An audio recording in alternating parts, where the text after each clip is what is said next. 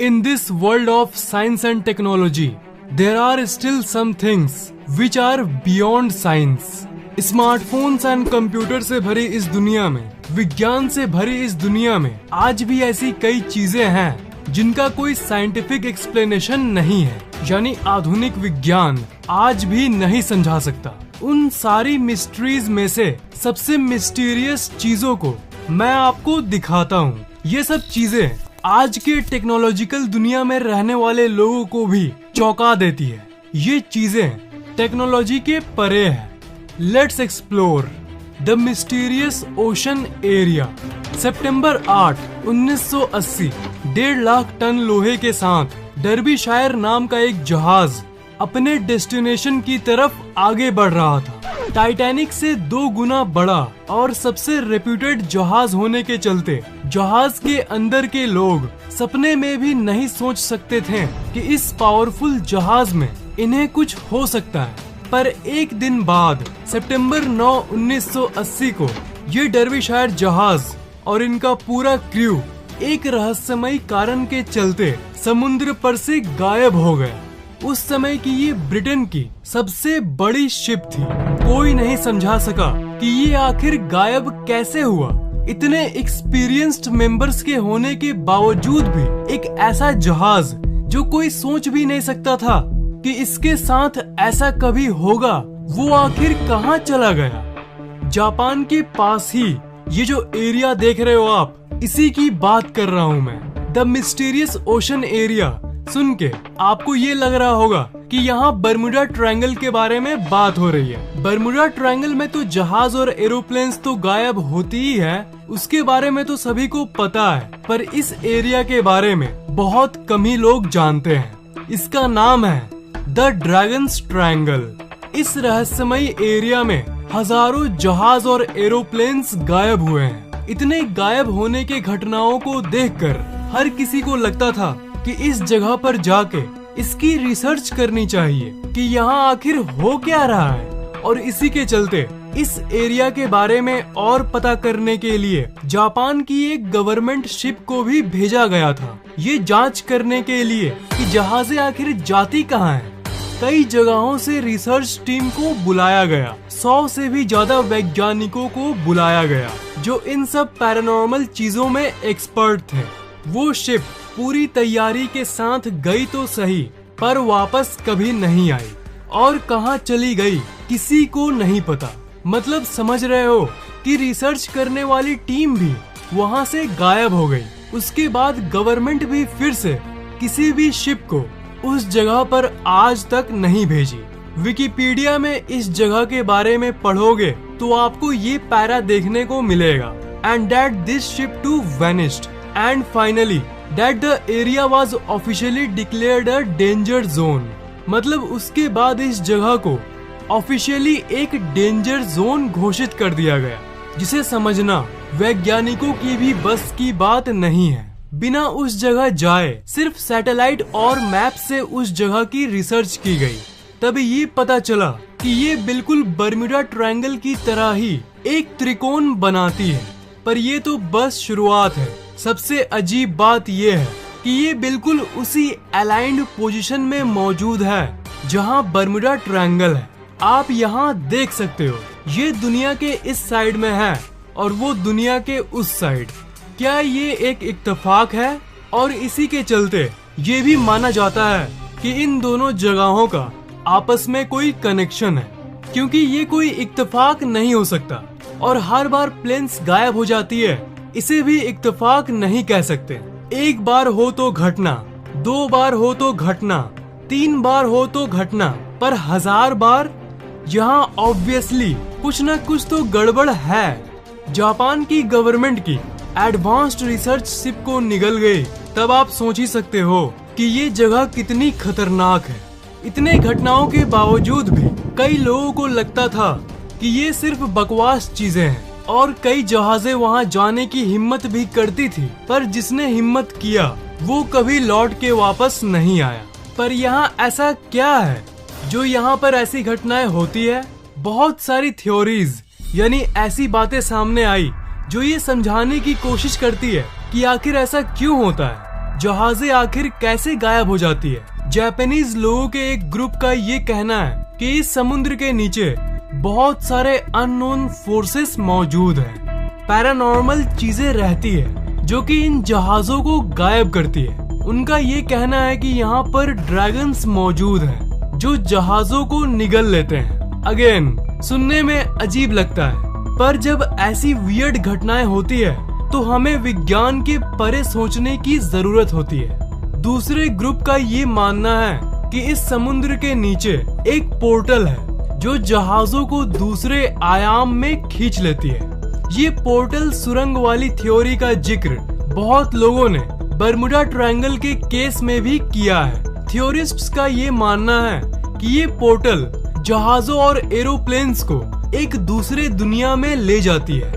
एक parallel universe का portal है ये, जो कि दूसरी दुनिया से जुड़ा हुआ है। हाँ, ये भी सुनने में बहुत अजीब लग रहा है, पर आपको ये समझना चाहिए कि जहाजें आज के आधुनिक युग में भी गायब होती रही है। अभी तक इसका कोई possible quote and quote scientific explanation किसी के पास नहीं है। पर 1987 में जब ये सब घटनाएं होनी शुरू हुई थी, तब बहुत सारे ग्रुप्स ने ये खोजने की कोशिश की कि जहां प्लेन्स और जहाजें गायब होती है, उसी पॉइंट पर समुद्र के नीचे क्या मौजूद होगा। जब भी कोई रिसर्च करने जाता, वो खो जाता और कोई लौट के वापस नहीं आता। पर दो लोगों का एक ग्रुप आखिरकार रिसर्च कंप्लीट करके आया। दो डाइवर्स समुद्र के अंदर ही अंदर रिसर्च करने गए कि आखिर यहाँ है क्या, पर वो उस ओशन के एरिया के अंदर नहीं गए, बल्कि जहाँ से ये ड्रैगन्स ट्रायंगल शुरू होता है उसके बिल्कुल बॉर्डर के आसपास ही कुछ सुराग ढूंढने लगे और उन्हें कुछ ऐसा देखने को मिला। मतलब इस रहस्यमय जगह के आसपास ये है, ऐसे ऐसे स्ट्रक्चर्स बने हुए हैं जो अपने आप तो बिल्कुल भी नहीं बन सकती। समुद्र के अंदर जो ऐसे स्ट्रक्चर्स होते हैं वो कुछ ऐसे होते हैं, उनका कोई शेप नहीं होता, रैंडम शेप्स होते हैं। पर ये जो है, ये तो ऐसा लग रहा है कि इन्हें किसी ने बनाया है। और जिन लोगों ने इसे डिस्कवर किया, उन्होंने इसकी टेस्टिंग करने के बाद ये डिस्कवर किया कि ये किसी का बनाया हुआ है। आपके मन में आ रहा होगा कि पहले किसी ने इसे बनाया होगा, तो जानकारी के लिए मैं आपको बता दूं कि जापान का जितना भी एंशिएंट हिस्ट्री है सबको देखा गया, पर इसका जिक्र कहीं नहीं है। इसे किसने बनाया कोई नहीं जानता। पूरे ड्रैगन्स ट्रायंगल के बॉर्डर पे जहाँ पर ये शुरू होता है, वहाँ ऐसी मॉन्यूमेंट्स बनी हुई है। तो आखिरकार ये हमें क्या बताता है?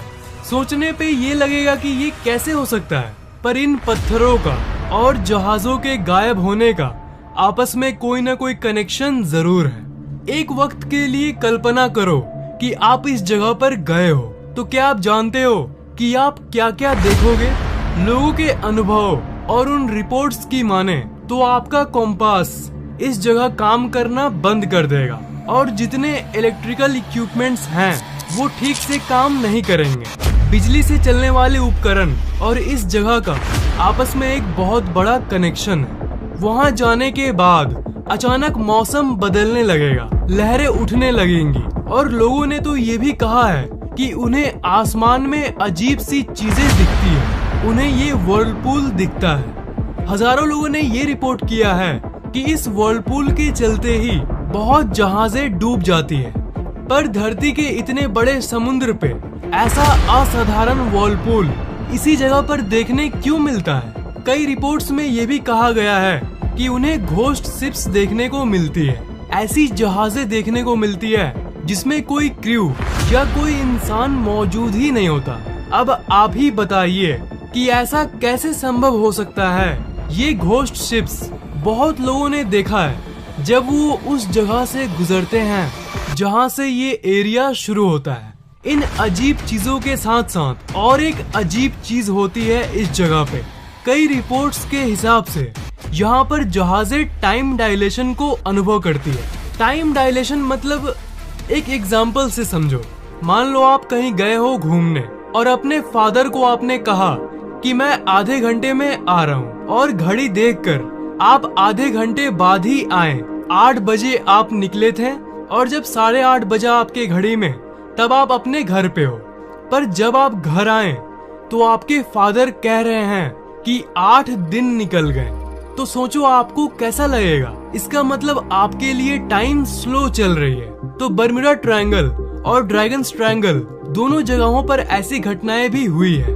मतलब इस जगह पर टाइम डायलेशन होती है। एक दो इंसान अगर इस जगह के बॉर्डर को टच करके वापस भी आते हैं तो टाइम उनके लिए सेम नहीं होता। ऐसी घटनाओं की रिपोर्ट्स बहुत कम है, पर लोगों ने अनुभव जरूर किया है। और ये टाइम डायलेशन कोई रहस्यमयी चीज नहीं है। विज्ञान की दुनिया में ये एक बहुत फेमस कंसेप्ट है। अंतरिक्ष में ब्लैक होल के सामने से अगर कोई चीज गुजरती है तब उसके लिए समय स्लो हो जाता है। मतलब अगर आप 7 दिन के लिए स्पेस में गए और ब्लैक होल के सामने से चक्कर लगा के आप धरती पर जब वापस आएंगे तब आपके लिए तो 7 ही दिन बीते होंगे, पर वापस आके आप देखोगे कि 7 साल बीत चुके हैं। टाइम डायलेशन ही साइंस फिक्शन की दुनिया की एक ऐसी चीज है जो असल दुनिया में भी होती है और ये साइंटिफिकली प्रूव्ड है। ये कोई अजीब बात नहीं है। अजीब बात ये है कि इस जगह पर ऐसा होता क्यों है। धरती पर इतनी एरिया में समुद्र का पानी है, पर पूरे धरती पे इन्हीं जगहों पर ऐसा क्यों होता है। फाइनल सवाल ये है कि ब्लैक होल वाली इफेक्ट इस जगह पर क्यों होती है। और यही वो वजह है जिसके चलते लोग इस जगह को समानांतर ब्रह्मांड यानी पैरेलल यूनिवर्स से जोड़ते हैं और ये कहते हैं कि इस जगह पर कई अदृश्य सुरंगें मौजूद हैं जो सारी चीजों को निगल लेती है। बर्मुडा ट्रायंगल और ड्रैगन्स ट्रायंगल ये दोनों जगहें दुनिया के उन जगहों में से है जहां विज्ञान चाहकर भी पता नहीं लगा पा रही कि आखिर वहां हो क्या रहा है। ऐसी रहस्य सच में हमें विज्ञान के परे सोचने पे मजबूर कर देती है। जो स्टोरी मैंने आपको बताया, जापानीज गवर्नमेंट ने जो शिप सेंड किया था जो गायब हो गई थी, वैसी ही घटना फिर से कहीं ना हो जाए, इसलिए कोई इस जगह पर जाने की हिम्मत नहीं करता। इस जगह पर भविष्य में कोई रिसर्च या डिस्कवरी होगी तो मैं आपको जरूर अपडेट करूंगा। बट फॉर नाउ आपको क्या लगता है कि इस रहस्यमयी जगह पर ऐसा क्या है जिसके चलते ऐसी घटनाएं यहाँ होती है? इंटरेस्टिंग लगा तो नीचे कमेंट करना और इस वीडियो को लाइक और शेयर जरूर करना। और अगर इस चैनल पे नए हो तो सब्सक्राइब जरूर करना और बेल आइकन को ऑन जरूर कर लेना।